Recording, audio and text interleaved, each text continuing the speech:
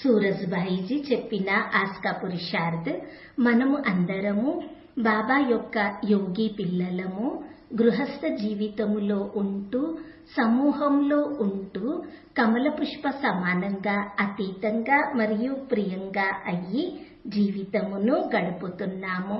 ప్రపంచంలో అందరూ ఉంటున్నారు.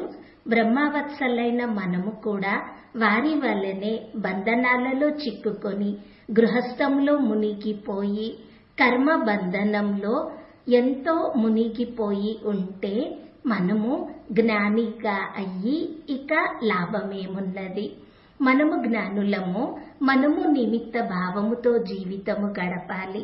ధనము ఉన్నది అంటే అంతా భగవంతుడు ఇచ్చినదే. బాబా ఈ పరివారమును నడిపించుటకు ఇచ్చారు. ఇక అంతే.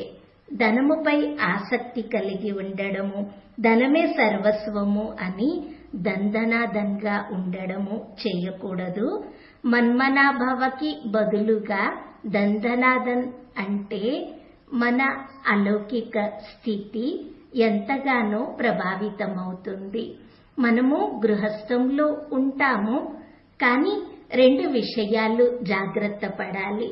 పరివారము తోడు, పిల్లల తోడు ఉండడము, కార్య వ్యవహారములన్నీ చేయడము. ఇది అందరూ చేస్తూనే ఉంటారు.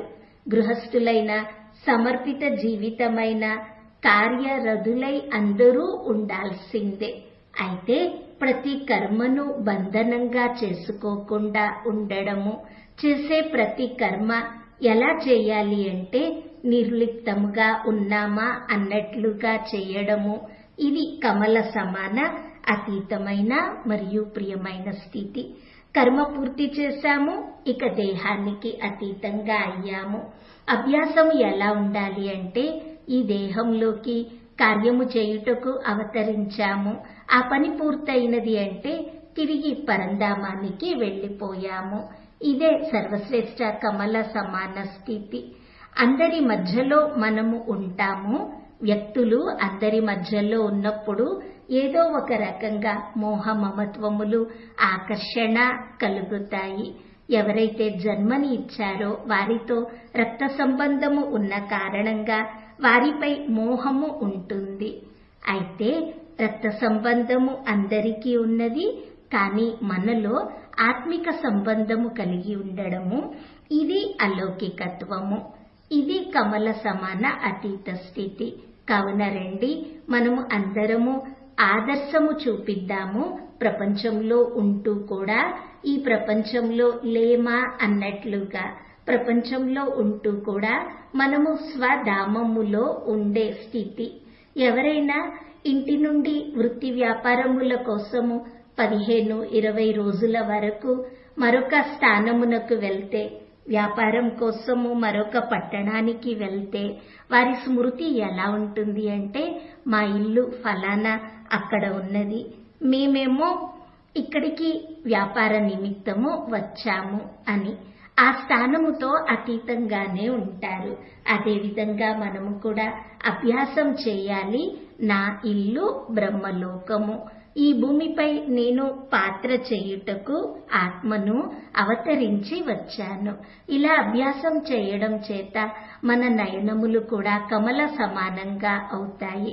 అందుకే దేవతల అంగమునకు పక్కన కమలము అని జోడిస్తారు. కమల నయనాలు, కమల ముఖము, కమల చరణములు, హస్త కమలములు, ఇలా కమలము జోడిస్తారు. మరి మనము మన నయనములను కమలము వలె తయారు చేసుకోవాలి. అనగా దీని అర్థము, ఈ దేహము ఎదురుగా ఉన్న దేహమును చూడకుండా దానిలో మెరిసే ఆత్మనే చూడాలి. నోటితో మాట్లాడతాము, కానీ ఏవైతే అమృత తుల్యమో అవే మాట్లాడాలి. చెవులతో కూడా చక్కటి విషయాలు మాత్రమే వినాలి. కర్మలన్నీ చేస్తూ కూడా నిర్లేపిగా ఉండాలి. కర్మేంద్రియాలతో ఈ ప్రపంచములోని విభిన్న రసములలో ఉన్నప్పటికీ ఏ రసములోనూ మునిగిపోకూడదు. ఇది కమల సమాన అతీతమైన మరియు ప్రియమైన స్థితి. మరి ఈ రోజంతా ఈ 2 రకముల అభ్యాసము చేద్దాము. ఎవరిని చూసినా అందరూ ఆత్మలే, అందరూ పరంధామము నుండి వచ్చారు. మనము అందరినీ తిరిగి పరంధామానికి తీసుకువెళ్ళాలి. ఈ 84 జన్మల ఆట పూర్తయినది. ఇప్పుడు ఈ దేహం యొక్క సర్వస్వము, ధనము, సంపదలు, భవనాలు, నగలు, ఆస్తులు అన్నీ ఇక్కడే వదిలి మనము అందరము ఇంటికి తిరిగి వెళ్ళాలి. మరియు నేను ఆత్మను, ఈ దేహమునకు అతీతంగా ఉన్నాను, ఇక్కడున్నవన్నీ వదిలి నేను తిరిగి వెళ్ళాలి. ఇలా తిరిగి వెళ్ళాలి అనే స్మృతి ఉంటే ఈ ప్రపంచమును ఆట వల్లనే చూస్తారు. చూడండి, ఇలా చేయడం చేత ఎంత ఆనందము ఈ జీవితంలోకి వస్తుంది అని. ఓం శాంతి.